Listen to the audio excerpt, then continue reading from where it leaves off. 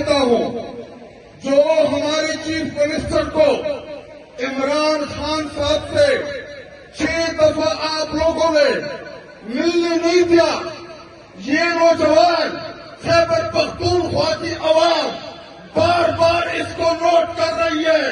آپ روک تو رہے ہمارے چیف منسٹر کو، لیکن ڈر اس دن سے کہ ہم سب اکیلا آپ کی طرف آ جائیں۔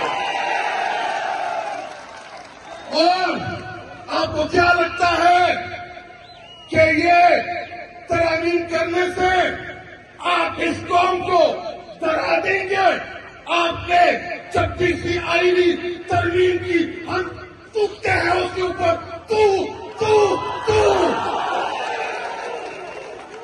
آپ نے 27ویں آئینی ترمیم، آپ نے 27ویں آئینی ترمیم ایکسٹینشن کے لیے، ایکسٹینشن لینے کے لیے کی۔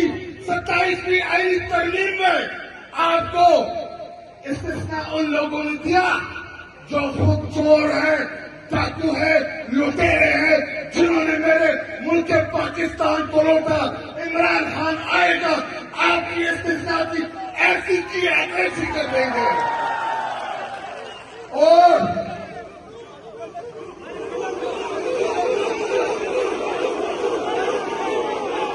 آخر میں اپنے نوجوانوں سے مطالبہ بھی کرتا ہوں اور ایک گزارش بھی کرتا ہوں۔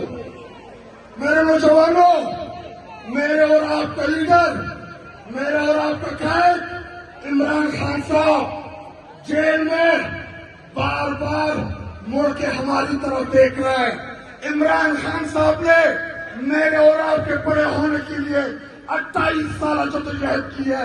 میں اللہ کی حاضر ناظر کہہ کے، اللہ کو گواہ بنا کے، اگر ہمارا لیڈر ہمارے لیے اپنے جسم کے اوپر زخم کر رہا ہے تو ہمیں بھی قسم لی ہے عمران خان کے ساتھ کھڑے رہیں گے، ڈٹے رہیں گے، نہیں پیچھے چھڑا دیں گے۔ وہ ہمارے لیے جیل میں ان کی زوجہ بشرا بی بی جیل کے اندر ہے۔ میں پاکستان کی اسٹیبلشمنٹ کو کہتا ہوں، میں پاکستان کی تمام عسکری قیادت کو کہتا ہوں کہ سمجھ جاؤ، چلے جاؤ، مت ڈرو میرے لیڈر سے۔ اگر آپ جیل گئے، ان سے بات کی پاکستان کے لیے، میرا لیڈر انشاءاللہ ہمیں اعتماد ہے کہ پاکستان کے لیے وہ آپ سے ضرور بات کرے گا۔ اگر آپ کو یہ لگتا ہے کہ ہم عمران خان کو ڈرا دیں گے، ہم عمران خان کو کمزور کر دیں گے، بھول ہے آپ کی۔ عمران خان کو یہ نوجوان جانتے ہیں، آپ نہیں جانتے۔ اور حسین صاحب، آپ کو اس پنڈال کو گواہ بنا کے کہ انشاءاللہ میرے خیبر پختونخوا کے نوجوان آپ کا ساتھ نہیں چھوڑیں گے۔ آپ عمران خان کے سپاہی ہیں،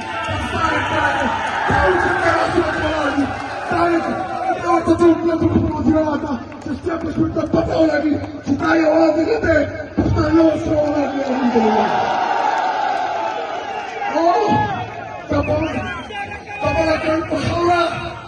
مراد ذکر لگا دعوت جاتے ہی مراد صحیح کرتے دکھاڑے لیڈر کے جوان میں اور مراد اپنا ٹول وقت میں بھی دور وقتوں پر نہیں دے دے۔ شکریہ۔